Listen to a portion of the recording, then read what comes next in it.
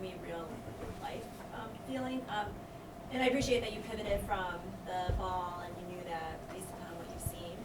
Question for you, after doing the survey and seeing that only 10 individuals responded out of 200, and then also 70% of them saying that they wouldn't pay for an app like this, do you feel like the problem statement that you're going after is truly accurate, or do you think there's something more or less to it? While at first glance our MVP results don't look phenomenal, we feel that given the email conversion rate, I'm pretty sure it's around 3.5%. So people opening and responding to emails. So we really feel like 10 out of 200 isn't remarkably low. Obviously we do want it to be higher because we are kind of emailing schools in our backyard and people that are right around us, so that we feel like they would have more of an incentive to respond than just the random person. But then again, teachers and athletic directors, coaches, they're all busy. So some of them could be in season, others could just not be great at checking their email or not care enough to respond. But we feel like when looking at our MVP results, it's more important to look at the percentages we got from the survey they responded to. Even given the small sample size, we feel like those more accurately reflect our findings and what we're hoping to achieve. And with 70% saying no, I don't think we felt that there was that bad a rate, considering we gave them a one-sentence tagline of what our app was and not much else besides that. Yeah. So nice job in the presentation, and I applaud you for the pivot. And this is part of the way things work, is you try something and you learn, and so I really like your idea a lot, and I actually used TeamSnap for a team I coached, and I see the value in what you're trying to do in differentiating, trying to drive engagement on the platform. I have a few questions. I guess one is, why has nobody tried to attack the high school market? Because you're right, TeamSnap is more like a parental thing than an engagement for the team. So why has, this seems pretty obvious to me now that you guys articulated, why has nobody else tried to go after the high school market? We just feel like other people view the high school market as kind of already dominated by email, iMessage, and GroupMe. And while to some degree it is, pretty much every high schooler has a phone and has access to these features and these applications. But we don't really know why no one else has done it. We just feel like they might think the market's too saturated already. So that leads me to, sorry, I got two more questions, but that leads me to the next. Why would you not start with the app? Why would you? Because part of your advantage is that every kid's got the phone, and the push notification appearing on the. So why would you start with a website? We are planning to start with a website because to create the app, it would be a little over $60,000, and we feel like if we make a mobile-friendly website, so something that on the iPhone and Android, there you can pinpoint bookmarks almost and put them on your homepage as applications. So we would intend to instruct users on how to do this and really have them put it there, so then they can really open it up, and it'll kind of act like an app with the development costs being a lot lower and more realistic for us. So it's really a financially driven thing? Essentially, yeah. Okay. If we had over $60,000, I'm sure we would plan to make the app, yeah. That's how American Airlines started with their online version, right? It's so expensive to build an app.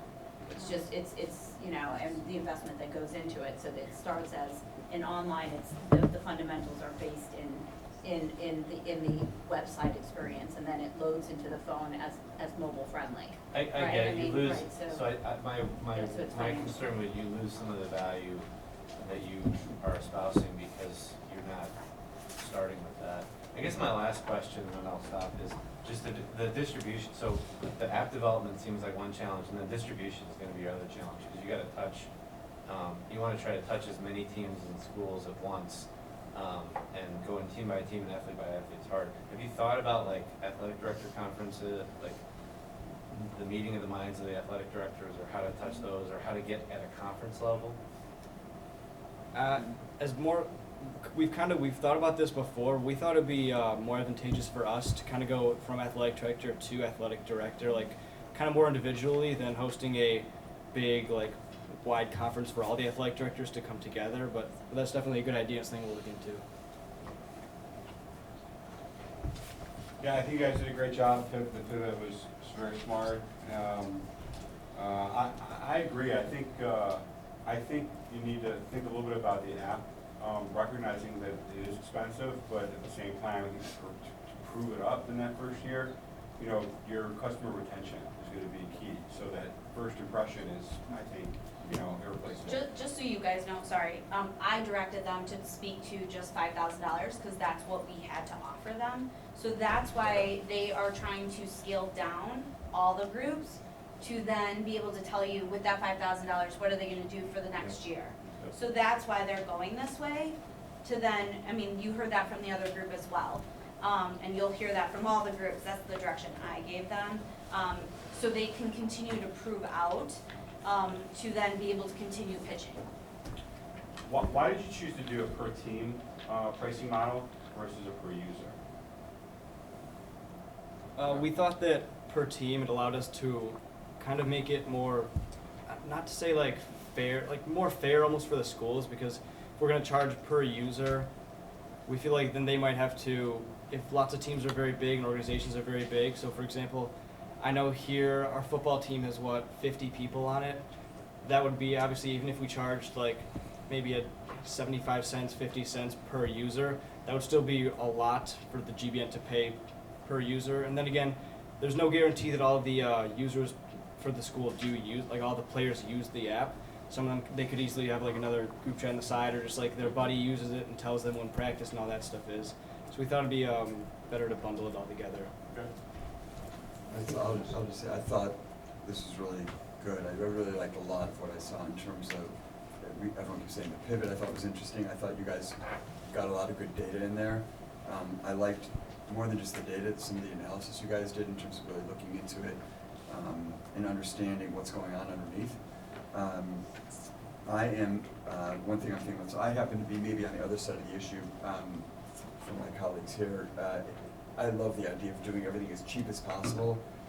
Look, not every idea we all come up with is gonna work, and I wanna figure out as quickly and cheaply as possible the ideas I have that I think are awesome that aren't. So the quicker we can figure out it's not gonna work and the cheaper the better. So for you guys in the last group talking about like starting and putting stuff in by hand, you know, it's not glamorous, but I totally support it. So, you know, to the extent you can do it without killing the idea. There's a bunch of like wide stroke, you know, sort of assumptions in there, like 30 teams per school. GBN's a pretty big school, a lot of teams, 90 teams I think you said. When you blast that out across the country, and we're saying, okay, assume 30 teams per school, I'm wondering how much of your, you know, I was starting to think about like 70% interested, only 30% would pay, and then you look at how many teams. I'm concerned about where that breaks down, what's your penetration. They say 30% will pay, so maybe it's 15% will pay, how many teams?